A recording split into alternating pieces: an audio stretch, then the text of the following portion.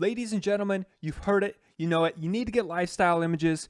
And this intro that I did, I was really slow and not entertaining, so I'm redoing it. But we're asking Eric about how does one get started with lifestyle images. So you've heard of it, but how does the process go? And then we talk about some best practices in it too. So hope you guys enjoy this, and by the end of the video, you should know what to do with lifestyle images, how to get started, and how much it costs.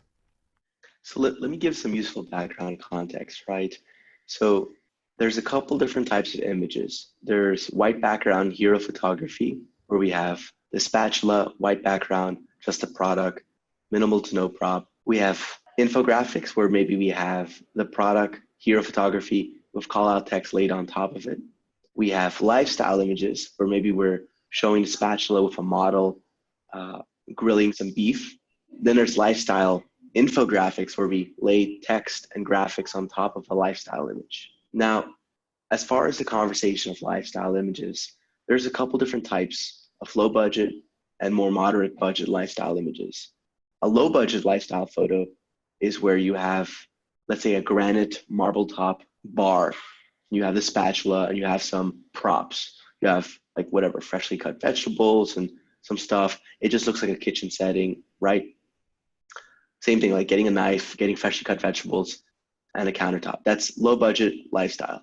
Moderate budget lifestyle is where you're showing an actor, a chef, cutting vegetables with the whole costume in a kitchen environment and backdrop, right?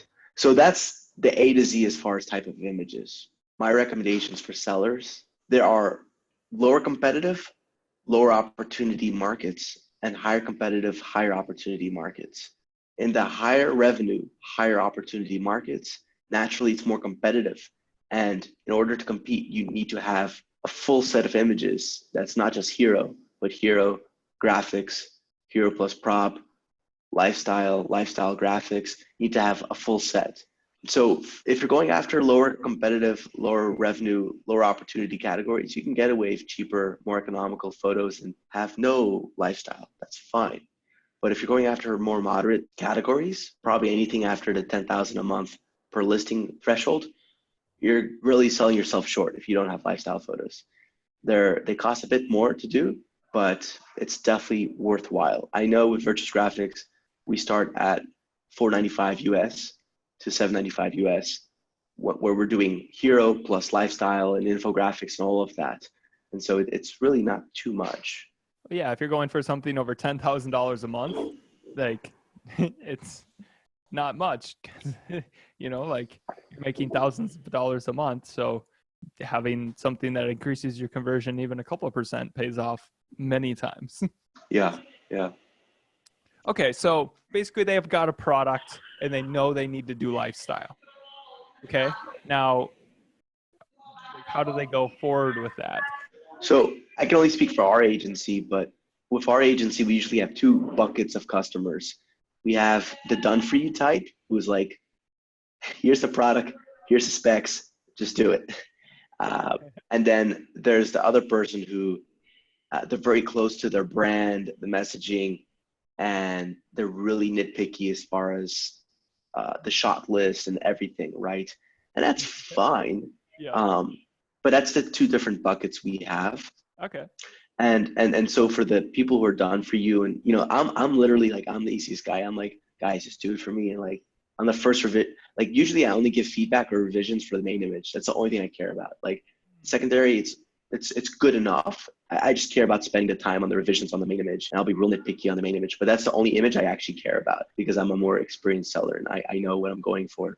But yeah, we're drifting. But yeah. Yeah, definitely. Okay. So they're going to Virtuous, give you guys an extremely detailed shot list, or you could just give your details.